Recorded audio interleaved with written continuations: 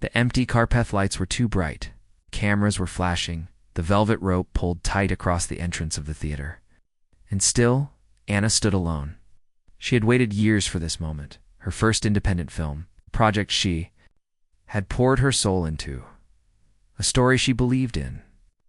But as she stepped out of the car and onto the red carpet, she realized something that made her heart sink. No one was waiting for her. Not a single fan shouted her name. No co-stars had arrived. The studio heads, who had once promised to support the film, were nowhere to be seen. She could hear people talking, but none of it was about her. She took a breath, smiled for the cameras, and began to walk the carpet.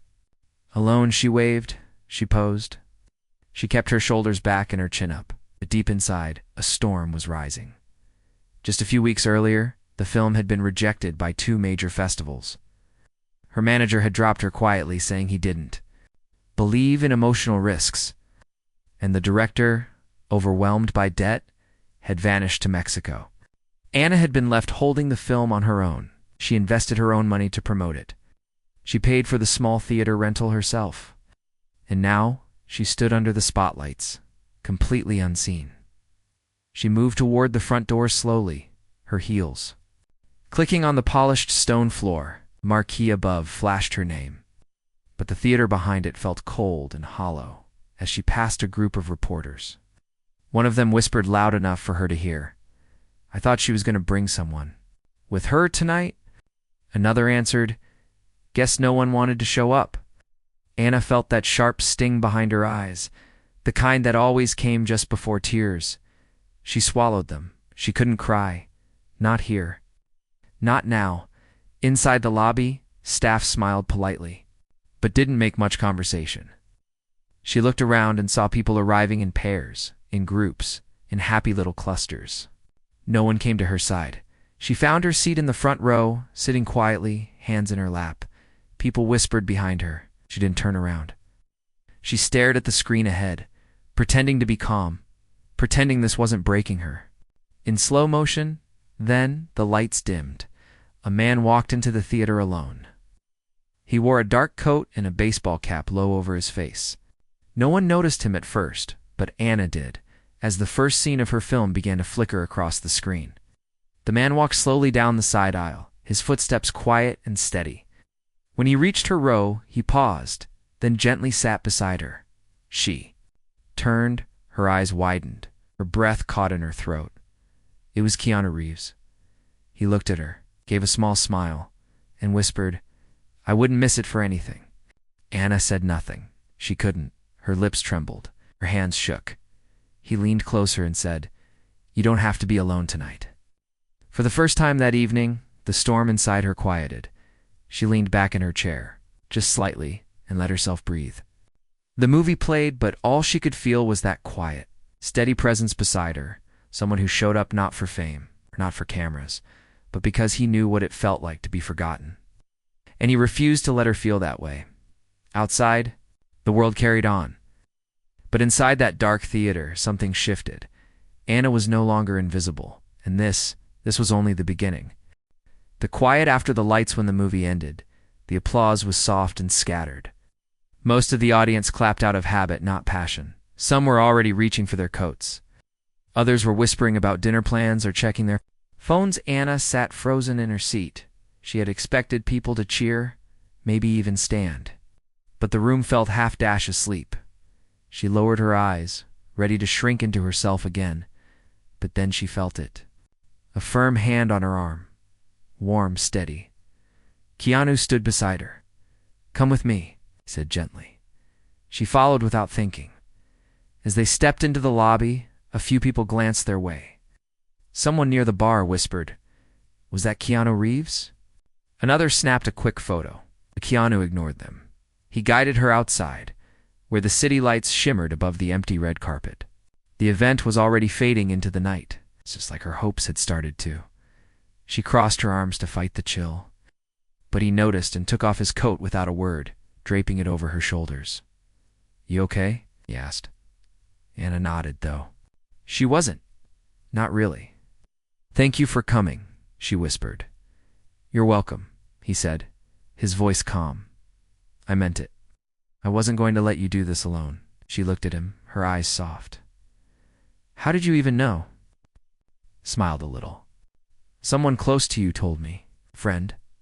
They were worried about you.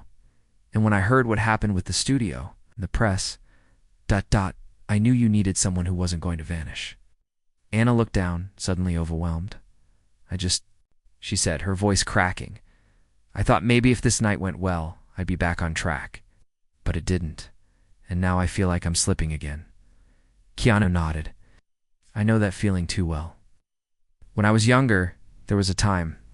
I thought everything was over. The phone stopped ringing. People stopped caring. How did you come back? She asked. By showing up, even when I didn't want to, even when it hurt. And by helping someone else stand when they couldn't. Stood in silence for a moment, the night air wrapping around them. Then he added, You stood up tonight. You finished something others abandoned. It's not failure, Anna. That's strength. She didn't respond right away. But her tears finally fell, quietly, without shame. Keanu didn't speak. He just stayed beside her, hands in his pockets, letting her feel whatever she needed to feel. After a long pause, he asked, What are you doing tomorrow? She gave a faint laugh, probably cleaning up this mess. He smiled. I'll be there. You don't have to, I know, he said, looking her in the eyes, but I will. Anna had been surrounded by people who made promises and vanished. But something about the way Keanu said it, soft, without pride, told her this was different. She nodded. The next morning, Yana arrived at the small rented theater again, this time in jeans and a hoodie, hair tied back. She expected to be alone, carrying boxes, wiping down counters, but he was already there, sitting on the steps, sipping coffee, wearing the same cap. You're early, she said, surprised. You're late, he teased. They smiled. They worked. For hours, side by side, not talking much, but feeling the warmth of shared purpose. They packed up posters, folded chairs, and cleaned the floor until it shone just before they left. Anna paused at the center of the stage and looked out at the empty seats. I wanted this to matter, she said softly. It's not for fame, just ... To prove that stories like this are still worth telling. Keanu stood beside her. Then let's make sure it doesn't die here. She turned to him, confused. What do you mean? I have an idea, he said with a quiet smile. But it'll take some faith. And maybe one more premiere. Her heart jumped a little. You're serious? Always, he replied. Especially. About stories that deserve to be seen. Anna didn't know what was ahead. But for the first time in months, the road no longer felt empty. And maybe, just maybe, she wasn't alone in walking it anymore. The second premiere a week later, Anna stood in front of a modest community center in the east side of the city. It wasn't glamorous. No red carpet, no photographers. Just a plain brick building with a hand-painted banner above the door that read, Free Indie Film Night, Everyone Welcome. She felt nervous. Keanu had made all the arrangements himself. He'd called in favors quietly, rented the space anonymously, and invited people with handwritten notes. No studio names. No agents. Just people. Artists. Students. Nurses. Taxi drivers. Families, are you sure about this? Anna asked as she watched a line begin to form outside the doors. Keanu stood beside her with that same calm expression. People don't need chandeliers to connect to a good story. They just need honesty. You gave them that. She looked at him and whispered, But what if they don't come for me? What if they come just because it's free? Then let them, he said gently. But they'll stay for the truth in your film. You'll see. Okay. She didn't argue. As the sun went down, the crowd grew. Kids holding popcorn cups, couples sharing jackets, old women holding hands, people who had never heard her name and maybe never would again. But they came. And when the lights dimmed and her film began to play, something changed. This time, the room didn't feel cold. It felt alive. People laughed in places where no one had laughed before. They leaned forward in silence during the heavy scenes. A few wiped away tears when the main character reached the breaking point. Anna watched from the back row. Holding her breath, when the credits rolled, no one rushed out. They sat quietly, and then slowly a few clapped, then more, then all of them a standing ovation in a place with no velvet seats, no cameras, no celebrities. Keanu walked to the front. Not to speak, but to hold the mic for Anna. She hesitated, then stepped up. Her voice trembled. "Thank you. I don't know what to say. I didn't expect this." Someone from the back shouted, "You should. It was beautiful." She smiled through tears. "I made this story for people who feel invisible. For those who are told their voices don't matter, I guess. Tonight, I just want to say they do." As the crowd dispersed after the screening, people came up to her, not for autographs, but to share a single father, said the film reminded him of his late wife, a teenage girl whispered that the lead character made her feel less alone. An elderly man simply pressed her hand and nodded. Later that night, Keanu and Anna sat on the curb outside the community center, their backs against the wall, sharing a bag of chips. "I haven't felt this kind of peace in a long time," she said. "That's because tonight was real," he replied. "No noise, no filters, just people connecting." Anna turned to him. "Why did you really do all this?" He looked out at the street for a moment before answering, "Because years ago, someone did the same for me. A stranger who didn't care about my past or my failures. He believed in me when I couldn't. I've been waiting a long time for the right person to pass that on to." She blinked. "And you think that's me?" He smiled softly. "I know. It is." They sat there in silence again, comfortable watching the streetlights flicker, and then Keanu reached into his jacket and pulled out a folded piece of paper. "What's this?" Anna asked. "Something I want to show you," he said. "But only if you're ready for what comes next." She unfolded the paper. It was a proposal, a plan for a traveling film series, highlighting independent stories from overlooked voices. He wanted to take her film and others like it to small towns, local schools, forgotten neighborhoods. He called it the Heart Cinema Project. Anna looked at him with wide eyes. "You've already thought this through." "Every detail," he nodded, "but I need someone brave to help lead it." She looked down at the paper, then back at him, and for the first time in a long time, her answer came without hesitation. "Do it." The street was quiet. The city slept. But in that little moment, under flickering lights and shared dreams, something bigger than either of them had just begun. The road that listened to weeks later, the van rolled into a small desert town, its tires crunching over sun-baked gravel. The name painted on its side was simple: Heart Cinema. Inside the van were speakers, a folding screen, reels of film, extension cords, blankets, and a small cooler filled with water bottles. In the front seat, Keanu was driving. Anna sat beside him with a notebook in her lap and dust on her shoes. The town wasn't on any map she remembered. Just a few gas stations, an old diner, a faded church, and a community center that looked like it hadn't seen a coat of paint in 20 years. "Think they'll show up?"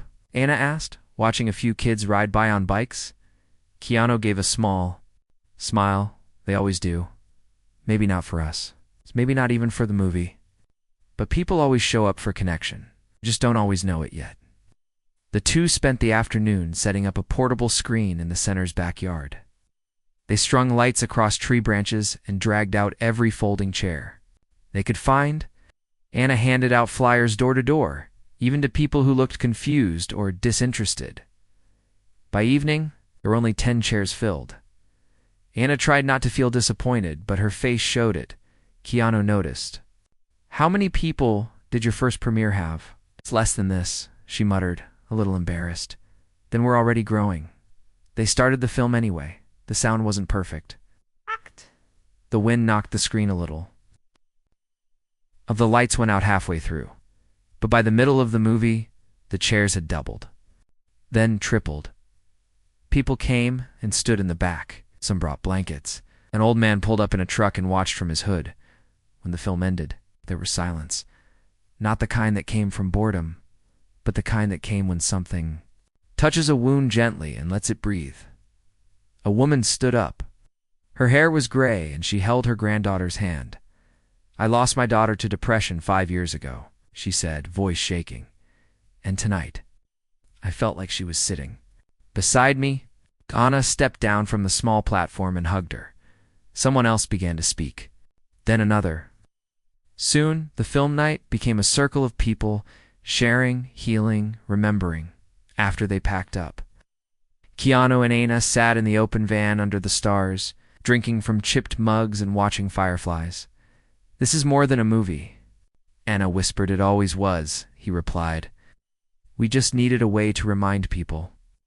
As they drove to the next town the next day, Ana looked through her notebook. She'd written names, stories, suggestions, and small moments that mattered. A woman who brought cookies. A child who drew the film poster by hand. A teenage boy who stayed behind to help fold chairs every night was different. One town, the mayor showed up and offered them space at the town hall. In another, only 5 people came, but one of them was a local teacher who asked to show the film to her entire school. Sometimes, Ana cried. Sometimes she laughed so hard she couldn't breathe, and slowly, something inside her began to heal. But it wasn't until they reached a small coastal village that something truly unexpected happened. A man approached them after the screening. He wore a long coat and carried a professional camera bag. "Are you the people behind this?" he asked, holding up the flyer. "Yes," Ana said cautiously. "I'm with a documentary group. We heard about you from someone in Fresno. We're looking for real stories, not staged ones. This feels real." Ana exchanged a look with Keanu. "Would you let us follow you?" the man asked. "Just to see where this goes." Keanu leaned against the van, thoughtful. "Only if you leave the lights off and the questions honest." The man smiled. "Deal." Ana turned away, hiding her emotion. What began as her loneliest night had now become a road of stories, not just her own, but everyone's. And as they pulled away from the coast the next morning, the notebook on her lap felt heavier than ever, not from weight, but from meaning. Whispers on the wind. They didn't plan to go viral. Keanu and Ana were just doing what they believed in, visiting towns others forgot, showing a film that had once been invisible, and letting people speak from their hearts. But the night the documentary crew quietly uploaded a 2-minute clip, just a small girl sitting in the front row, her voice trembling as she said, "This movie made me feel like I'm not weird anymore. Everything changed." The next morning, their phones buzzed nonstop. Messages poured in, comments, emails, requests. People from other countries asking for screenings, retired filmmakers offering old projectors, volunteers asking if they could help carry equipment. Ana stared at the screen in disbelief. "I don't understand," she said, holding her phone like it might burn her. "We didn't try to promote anything." "You didn't need to," Keanu said softly. "Truth doesn't need a marketing plan. It just needs a place to land." They paused their road trip and drove back to Los Angeles. For the first time in months, on the way, Ana sat quietly. It wasn't the fame that made her nervous. It was the fear that the wrong people, the ones who had abandoned her, would try to take control now that attention had returned. As they reached the city, her fear proved real. At the first stoplight, her agent called, the one who had dropped her. "Ana, darling, I saw what you were doing. It's amazing. You're finally showing your heart. Let's talk contracts." "Sponsors," she hung up. Another email came in. A studio executive offering to re-edit the film for broader appeal. They didn't believe in it when it was raw, she said to Keanu. And now, they want to polish the edges off. He nodded slowly. "Then don't let them," she turned to him. "What if I say no and lose all this?" Keanu looked straight ahead. "Then we build it again from the ground up. The same way we did before, but we don't lose our soul." The next day, they were invited to speak on a late-night show. It was big, national. Millions would watch. Donna almost refused, but Keanu encouraged her. "Just be real. That's what Donna got us here." The night of the interview, Ana stood backstage, gripping her hands tightly. She could hear the audience laughing at the host's jokes. Lights flashed. Music played. Her throat felt tight. Then Keanu walked up behind her. "When you get nervous," he whispered, "don't think about the crowd. Think about that girl in Fresno, or the old woman in the desert town. Talk to them. No one else." She nodded slowly. When her name was called, she walked out into the lights, not with glamour, but with grace. She wore a simple black dress, her hair tied back. No diamonds, no stylists, just herself. The host asked about the film, about Keanu, about the road, but Anna only smiled softly and said, "We're not here to promote a brand. We're here to remind people that quiet voices matter. Sometimes the most powerful stories are the ones told in small rooms with folding chairs and flickering screens." The audience went silent, and then they clapped. Not because they were told to, but because they understood. That night, the clip went viral again. Not because it was dramatic, but because it was honest. The next morning, their inbox overflowed with new offers, but one email stood out. It was from an old man named Roger who ran a youth shelter in a forgotten corner of the city. He wrote, "We don't have a screen. We don't have seats. But we have kids who need to believe in something. If you ever come our way, I'd be honored." Anna printed the email and folded it into her notebook. Keanu read it over her shoulder. "We're going," she said simply. He smiled. "Thought you'd say that? They didn't need money. They didn't need contracts. They just needed the road, the film, and each other." And as they drove off again, Anna looked out the window, her eyes wide with something that looked like freedom. But neither of them knew yet the biggest turn in their journey was waiting just ahead. The room with no chairs van rolled into the city late at night. It was quiet, the streets glowing under flickering street lamps. They followed the directions from Roger's email, passing closed shops, graffiti-covered walls, and empty bus stops. This part of the city wasn't known for film premieres, or anything glamorous at all. But Keanu and Anna weren't looking for glamour.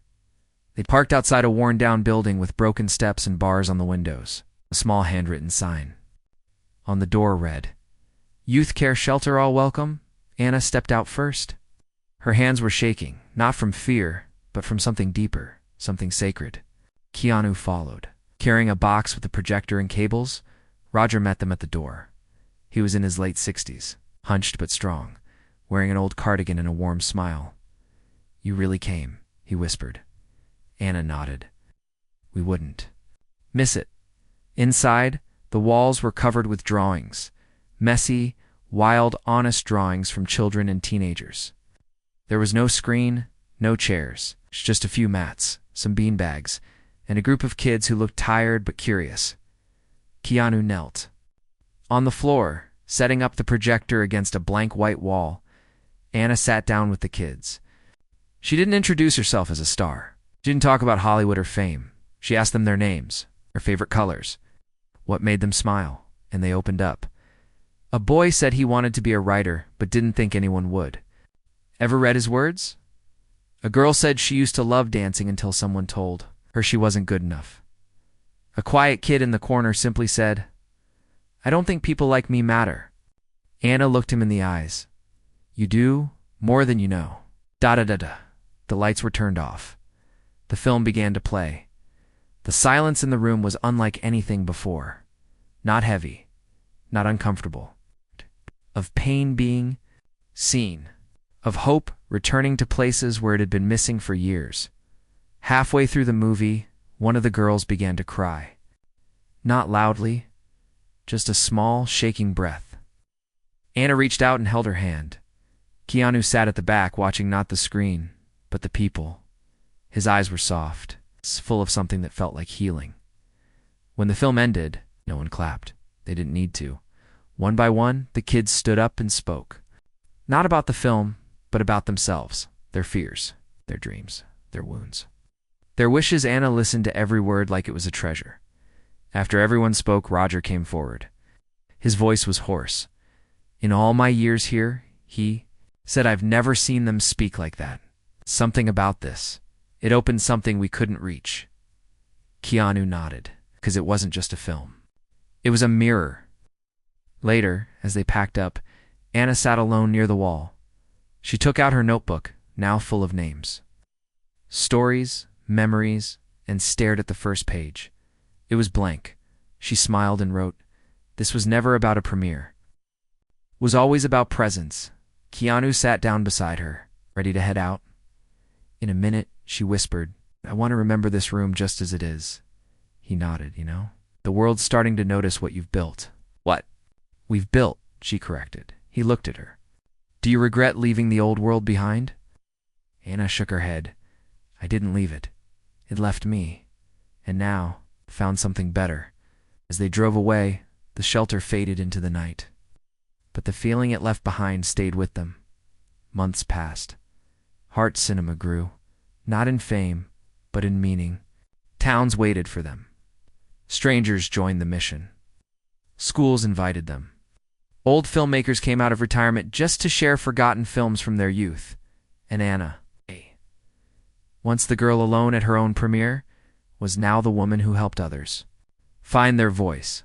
One evening, as they set up another screening in a mountain village, a young filmmaker approached her, nervous and excited. I followed your journey, she said.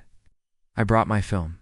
I don't have much, but I have this. Anna took the tape gently. It's all you need. And just like that, the torch passed again. The story that began with silence had become a movement filled with voices. Keanu smiled from the side. Watching the next wave rise, Anna turned to him and asked, Did you ever imagine this? He chuckled. No, but I always hoped for something like it. And in that moment, under open skies, surrounded by people's stories, in truth, they both knew they had created something that would outlive them. Not just a film, but a reminder to the world. No, one deserves to walk alone.